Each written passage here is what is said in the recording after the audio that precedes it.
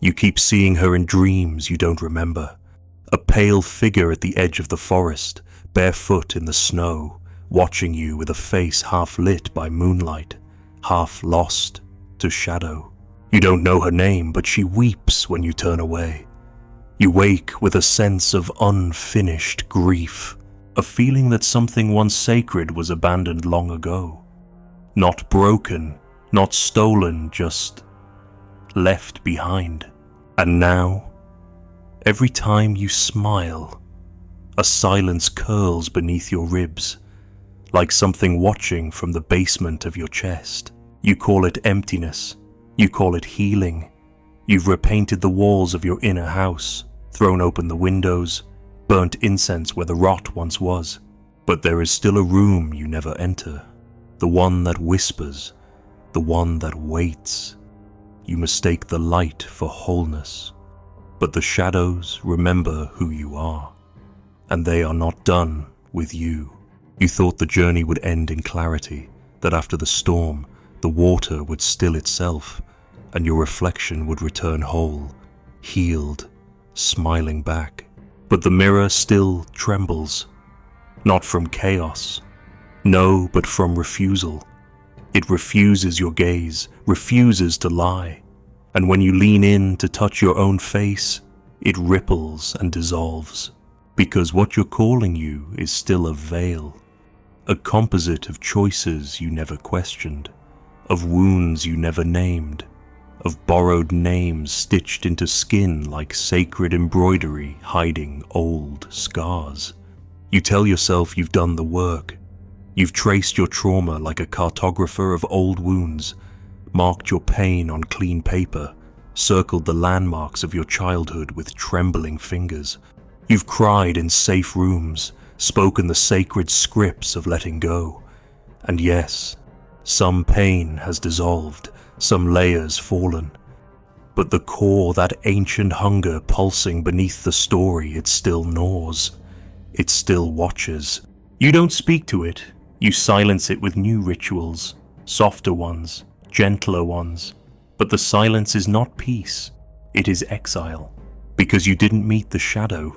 Not truly. You labeled it, dignified it, called it inner child, called it the hurt part of me. But you never knelt before it in the dark, never listened long enough to hear its voice change. The shadow does not speak in pain alone. It speaks in rage, in hunger, in blasphemy. It says things your healed self would never allow. I want to destroy. I want to be worshipped. I want to vanish and never return. The part of you that never became human, never bent to the rules, it is still alive. And it knows when it's being caged in golden words. You feared being broken, so you became functional. You feared being monstrous, so you became kind. You feared being seen, so you became spiritual. And you called the cage freedom because it had no bars, only incense and soft language. But the part of you that howls at night is not fooled. It does not want calm, it wants truth. And the truth is not tidy. You've mistaken integration for amnesia. You've buried the bones under flowers. But the bones remember. The rituals you now use to soothe yourself, meditation, breath, light, are the same ones you use to keep the real self asleep. That self doesn't want to be breathed through. It wants to be named, not managed named. It wants to claw out of the smile. It wants to break the mirror and scream, there is more than this polished piece. And so, you wander. You say you're healed, but you still wake with the ache. Not pain, not anymore, but a kind of hollowness that walks beside you like a ghost. It doesn't wail, it doesn't attack, it just watches. And in your quietest moments, you wonder, why do I still feel empty? The answer waits in the mirror. But not the one you use to check your posture, your growth, your light. No, the other mirror. The one buried in the forest of dream. The one you pass in sleep and quickly forget. That mirror does not show the self you've curated. It shows the self you've exiled. And she, that self, does not forgive easily. She remembers every time you chose acceptance over truth, every time you smiled when you wanted to snarl, every time you said, "I've grown," instead of "I'm lost. She watched you build shrines to recovery while bearing the parts that never wanted to recover, only to be known. And now, she whispers in symbols, in flickers, in dreams where your teeth fall out, in déjà vu that leaves you dizzy, in that strange feeling when someone praises your growth and you feel nothing, not pride, not joy, just the quiet knowledge that something crucial is still missing. You've done everything right. That's the problem. You've been good, you've been kind, you've followed the path of self-work like a monk in a mirror maze. But healing was never supposed to be a path, it was a descent. And somewhere along the line, you stopped descending, you found a ledge, called it wholeness, and planted flowers. But the wound lives further down, in the place where names dissolve and archetypes awaken. The place where your I is just another mask worn by something ancient, something fierce, something that remembers the first fire. You are not empty because you are unhealed. You are empty because you mistook surface peace for inner wholeness. You built a temple but forgot to light the flame, and that flame, it demands sacrifice. Not the sacrifice of pain, but the sacrifice of illusion, of persona, of the image you polish and present. It demands the death of who you think you are, so the deeper one, the wild, holy one, can speak. But that voice terrifies you, because it doesn't want what you want. It doesn't care about validation, it doesn't care about coherence. It doesn't want to be liked. It wants to exist entirely, and so it waits. Beneath your rituals, beneath your mantras, beneath your smile, it waits for the moment you stop trying to be whole and finally allow yourself to be true. Until then, the mirror will continue to tremble, not because it is broken, but because you are not ready to see. Not yet. You still cling to the story of healing. You still fear the animal behind the mask, but she will not go away. She is the part of you that was never wounded, only banished. And until you meet her not as therapist or priest, but as equal, your healing will always be a performance. A beautiful one, but hollow. This is not judgment, it is return. The mirror doesn't punish, it reflects. And what it reflects now is the gap between your silence and your shadow, between your growth and your grief, between the woman you show and the one you've hidden like a secret dream. That gap is the emptiness, not a flaw, not a failure, a space, a silence, waiting, watching, calling. And you hear it, don't you, even now, in the hush between thoughts, in the stillness after applause, in the eyes of strangers who see more than they should.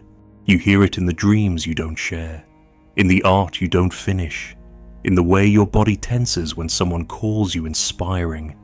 You hear it, you just don't answer. Yet, you built the house, you painted the walls with the colors of survival, you even planted flowers on the windowsills of your past. And now, every visitor admires the architecture of your healing. They say you are strong. They say you are light. They say you are new.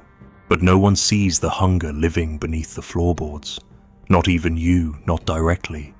You just hear it sometimes, between footsteps, in the still hours of dusk, when no one is watching and even your thoughts grow quiet. It does not howl, it does not plead, it only watches like a forgotten god, waiting for the veil to drop. You mistake that hunger for loneliness, for exhaustion.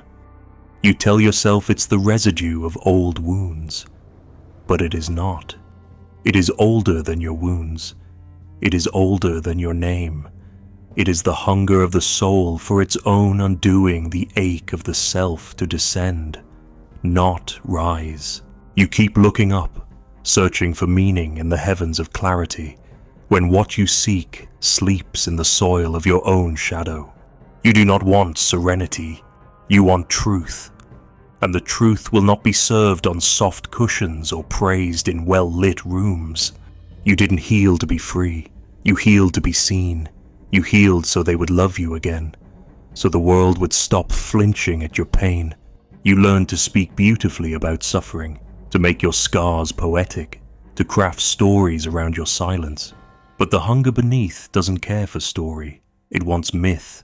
It wants the raw blood of meaning, not the sanitized version you've shared in social rooms or support circles, but the mythic version where your pain isn't a detour, but the temple itself, where the ache isn't the path to the lesson, it is the lesson.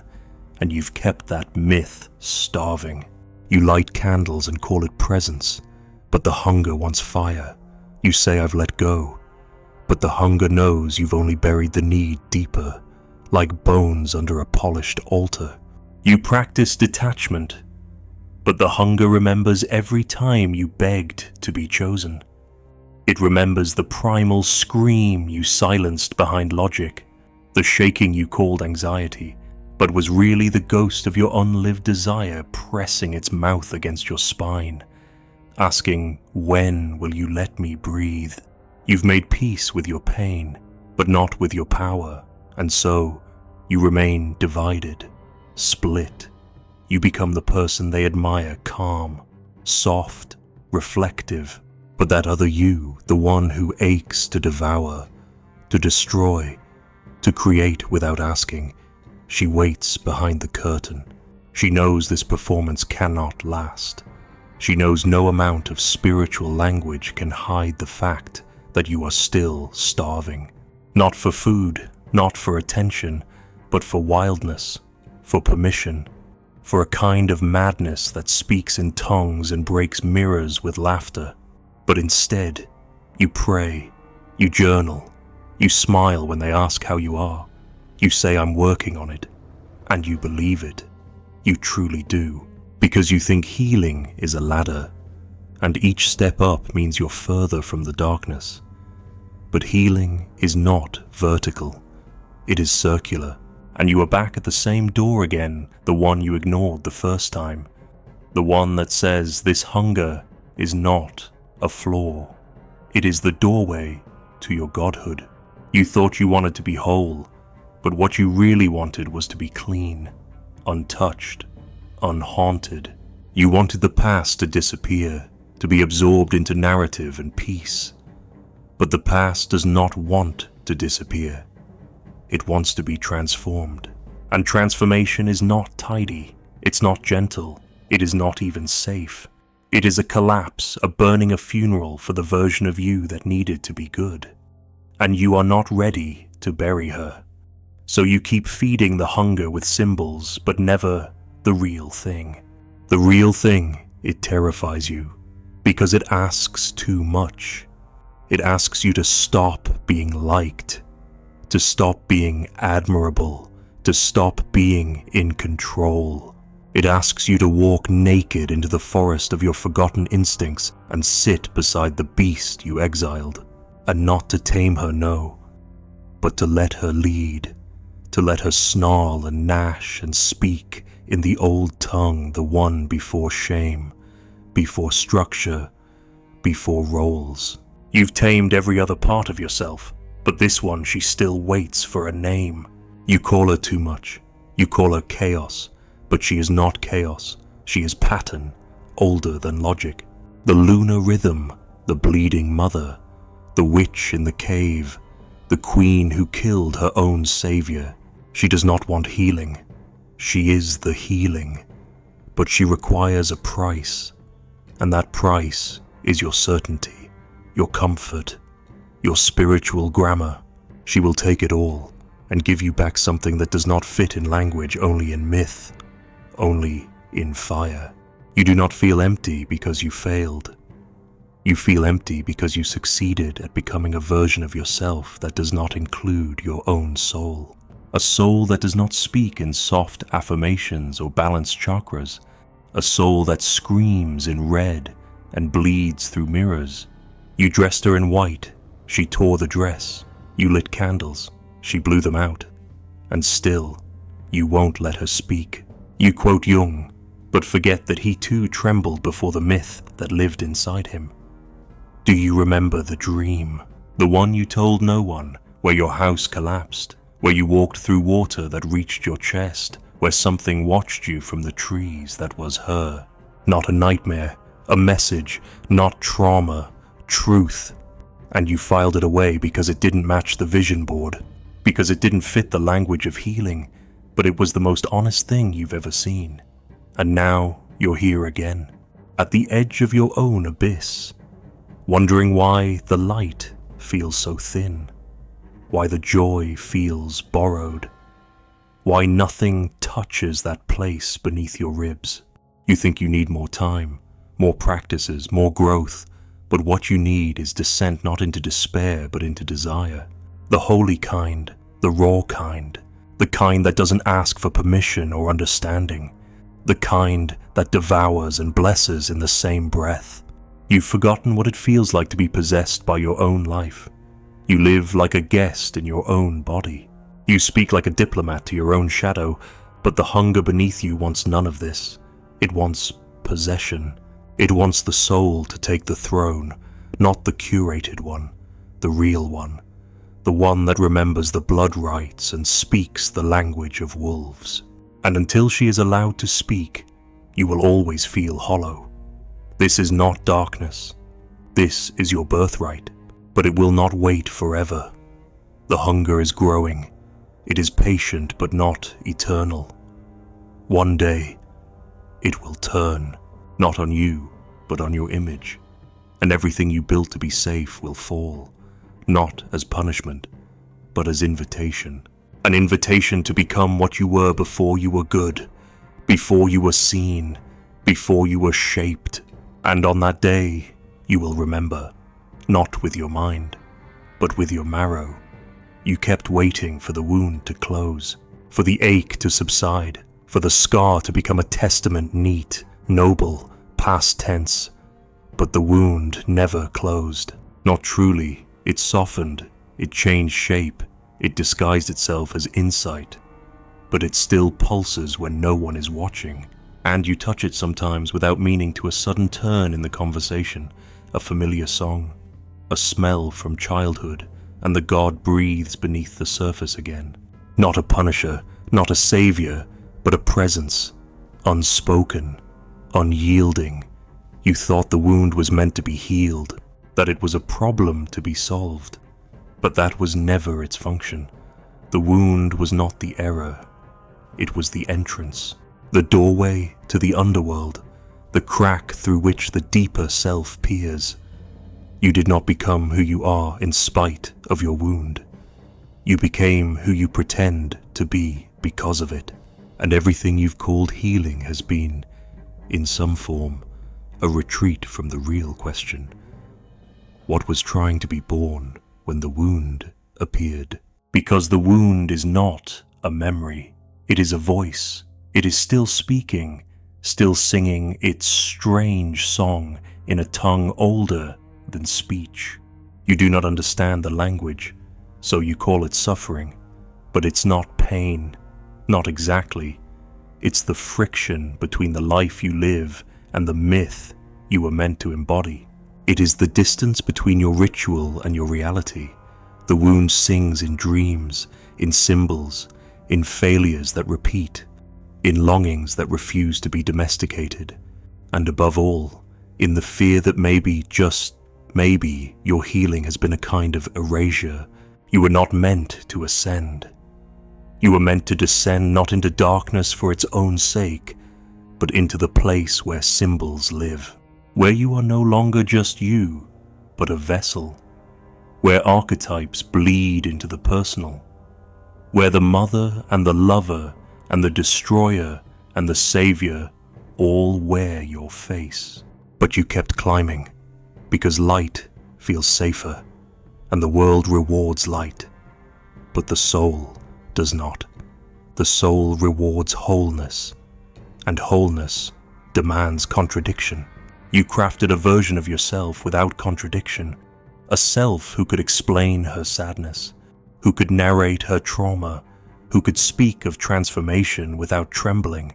And that self, that articulate self, she became your mask, not your lie, just your protection.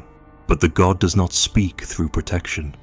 The God lives in the places you dare not name, the fantasies you bury, the rage you sanctify, the desire you edit. That is where the fire waits.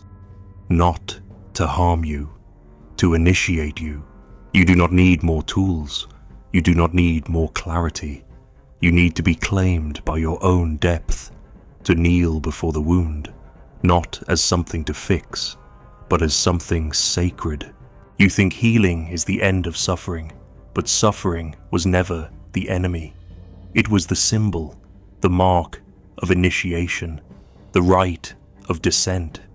You suffer not because you are broken, but because something holy still refuses to be forgotten. And you have tried to forget. Oh, how you've tried. You wrap the wound in language, in analysis, in meaning. You made it legible. But the God was never meant to be legible. The God was meant to be lived. And living means being undone, not improved. Undone. The wound never wanted your explanations. It wanted your surrender. You still speak of pain like it is separate from purpose. But in myth, there is no separation. The wound is the altar. The blood is the offering. The suffering is the transformation.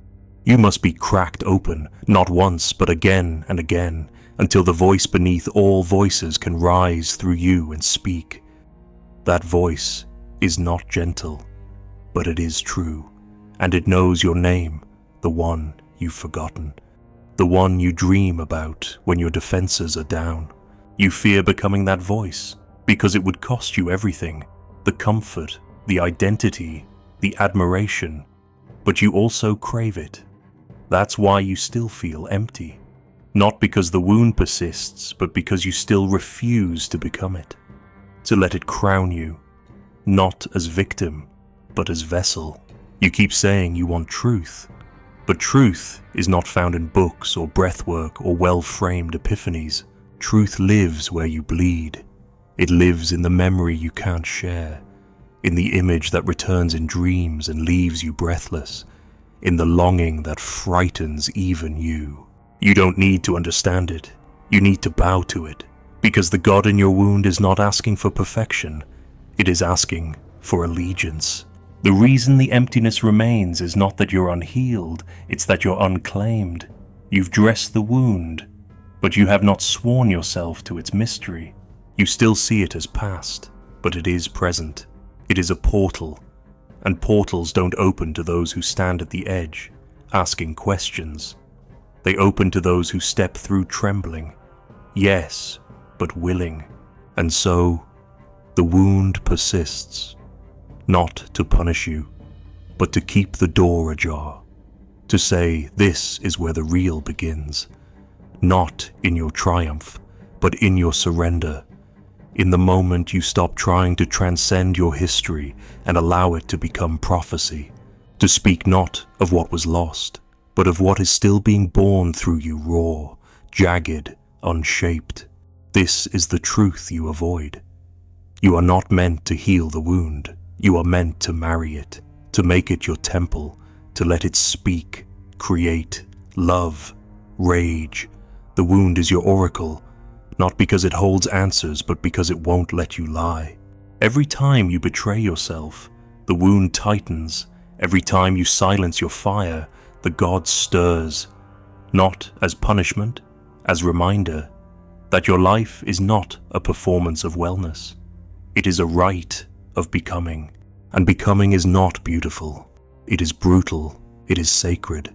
It is the moment you realize you were never meant to return to who you were, only to give birth to what you are. And birth is not quiet. It is blood. It is tearing. It is wildness so vast it dissolves every idea of who you thought you had to be. And if you do not let that God speak, The wound will become your prison instead of your path. So you have a choice. You can keep tending the surface, smiling in your softness, bowing to the gods of calm, or you can go back to the place where the pain first spoke. And this time, listen, not with ears, but with bone, with breath, with the part of you that remembers the fire, the part of you that was never clean, never whole, never approved, but was always true. Because that's the only truth that will satisfy the hunger now. Not the truth that explains, but the one that burns. Somewhere, deep beneath your ribs, the door is still open, not wide, not obvious, just enough. A sliver of light that flickers when you're alone. You pass it every day without seeing, but it sees you. It remembers. The part of you that was not built, only buried. The one who never asked for permission, who never apologized for wanting more. She waits there, not to be healed, but to be crowned. And one night, when the silence is too loud to ignore, you will walk toward that door barefoot. No offerings, no names, just the echo of something ancient rising in your blood. The mirror will crack, the mask will fall, and the wound will open not as absence but as God. Not with a scream, not with a whisper, with a question you'll never answer.